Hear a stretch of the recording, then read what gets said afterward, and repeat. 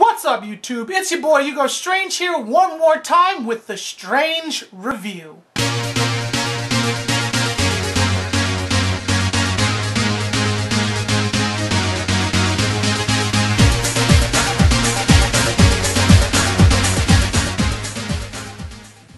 You know, I can't think of a director that I followed more than Quentin Tarantino.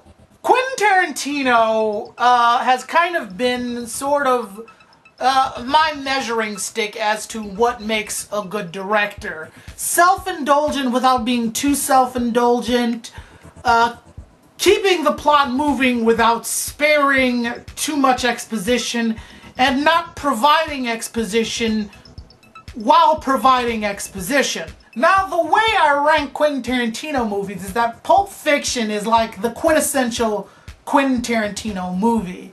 It has all the Tarantino-isms in there, and just Pulp Fiction, I think, is just one of the definitive Quentin Tarantino movies when you think of Quentin Tarantino. Reservoir Dogs is by far one of my favorite movies, but I don't think that was like the introduction to Quentin Tarantino. I think by Pulp Fiction, Quentin Tarantino had kind of nailed his style as to how he goes about making movies. Jackie Brown is pretty much the only Quentin Tarantino movie that I didn't like for a multitude of reasons, but we won't get into that. So fast forward, we get to Kill Bill, and we have Quentin Tarantino's first action movie, which I think was done really well, especially with the fight scenes between Uma Thurman and Vivica Fox. Great stuff, very brutal, and kind of, you know, that's what a real fight would look like, you know? So there's that. Then we fast forward and get to Inglourious Basterds, which I consider to be kind of Pulp Fiction 2, where you have those breakout characters, those memorable moments in the movies and things of that nature where everything just sort of clicks and pops and sizzles, while still, you know, maintaining the scope of the movie without, you know, kind of deferring and saying, oh, look, isn't this cool? But this has nothing to do with the movie. You know what I'm saying? It's like it all had a point to be in the movie without it being kind of superfluous, if you know what I mean. Now, this brings me to Django Unchained. Did I enjoy Django Unchained? Yes, I did.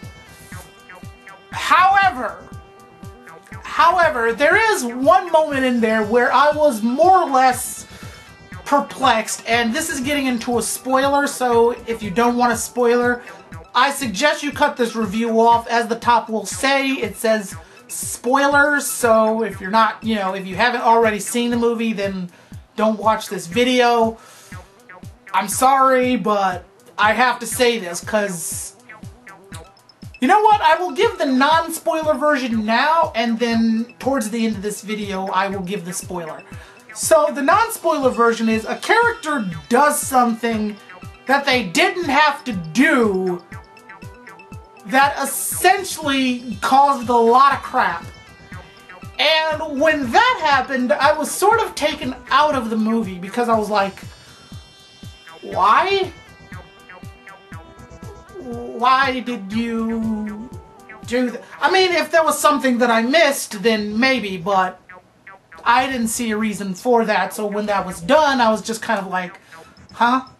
Why? Okay, whatever. Yeah, sure. Off that point. Now, as far as the performances in this movie, Christoph Waltz is great. Loved him, of course. Jamie Foxx did well. He did well. One of my initial things about this movie is the fact that I really don't care for Jamie Foxx all that much. I would have preferred Idris Elba, which I could easily see him doing something like this. So when Jamie Foxx was announced, I was just like, Jamie Foxx, really? Whatever. As long as it wasn't Will Smith.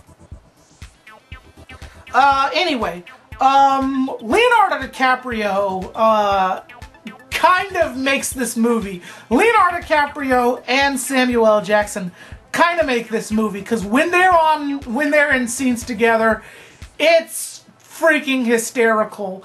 Samuel L. Jackson kind of plays this Uncle Ruckus kind of black dude, the houseboy, and he pretty much owns that role. It's pretty funny. It's not funny, haha. Well, it is haha funny, but at the same time, it's not. And they actually make him darker than he actually is in real life, so that's just freaking crazy. But Leonardo DiCaprio, it's just weird seeing him like this, because, you know, you think of Leonardo DiCaprio, you think of, you know, Titanic, you think of his role in Inception. You don't think of him as this slave-owning douche. And he is pretty much a douche, but he's just so... Like, Quentin Tarantino has this way of making you like characters you should hate.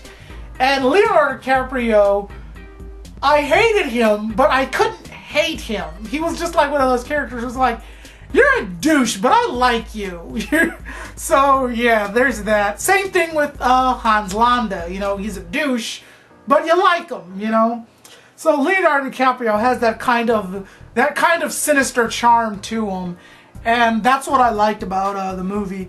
A lot of good things in there. The movie is kind of long, and again, the third half did not need to happen.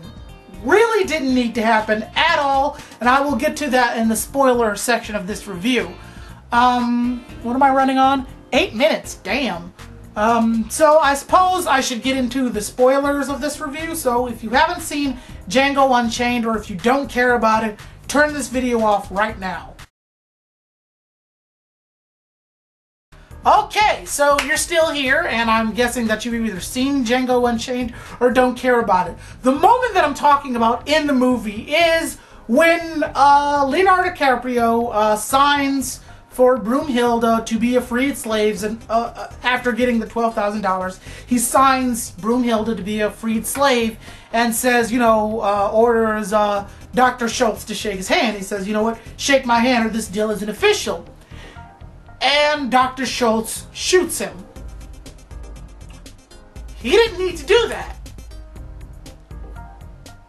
Like, maybe I'm missing something in the movie where he was planning on killing them anyway, but from a logical perspective, Leonardo DiCaprio gets rid of a runaway slave, well, an attempted runaway slave, who was always causing him problems, apparently. He gets $12,000, and this guy gets off of his property. It was a win-win, you know. That guy walks away with $12,000 less and a runaway slave to do whatever, and he signed the freedom papers after he got the money, so it's like, why did Christoph Waltz shoot him? Because after that causes so many problems for Django, he almost gets his balls cut off, and it's like that whole section of the movie shouldn't have happened, or would not have happened if Christoph Waltz did not shoot Calvin. So, I mean, it didn't need to happen. They could have come back and, like, did something. They could have, you know, there was a multitude of ways that could have been handled without him getting shot, because Dr. Schultz got shot, well, shot Calvin, and pretty much caused the shootout that caused Django to get recaptured. So, it was just one of those things where it's like, you know, it didn't need to happen. It really didn't, and that took me out of the movie, because I'm like, why did he do that? Everybody was going to walk away a winner there. But again, I don't know if they were going to, you know, Calvin Candy doesn't seem like a proud owner of the proud member of the clan there, like Big Daddy was. So it was more or less like,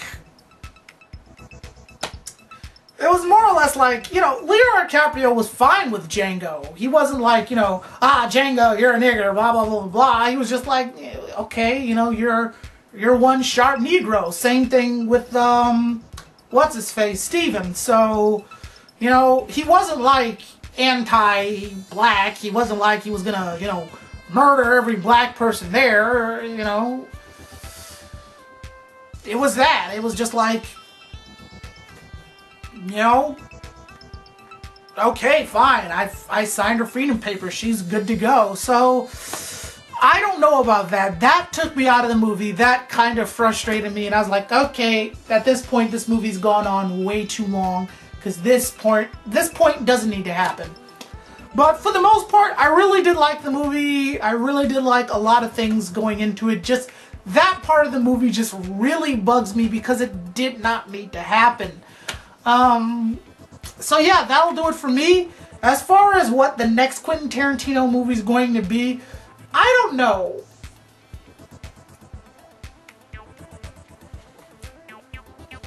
Quentin Tarantino, to me, is sort of kind of gaining and losing his edge. I think, like, the more time he takes to make a movie, that will be a great movie. But Django, it's not exactly, like, classic Tarantino. Like, there was no point in time where I was watching this movie and I thought, Tarantino! Except for when he showed up in the movie, which was hilarious. But I was like, Tarantino! You know, it wasn't like that. Usually I can sniff out a Tarantino flick, and this just, at certain point in times I could see the Tarantino, and at other points in times I really didn't see the Tarantino. So, that'll do it for me. So yeah, let me know what you guys think of Django Unchained. Did you like it? Did you hate it? Did you think it wasn't anything special? Anyway, leave your comments in the description box below, and I'll see you guys later. Peace!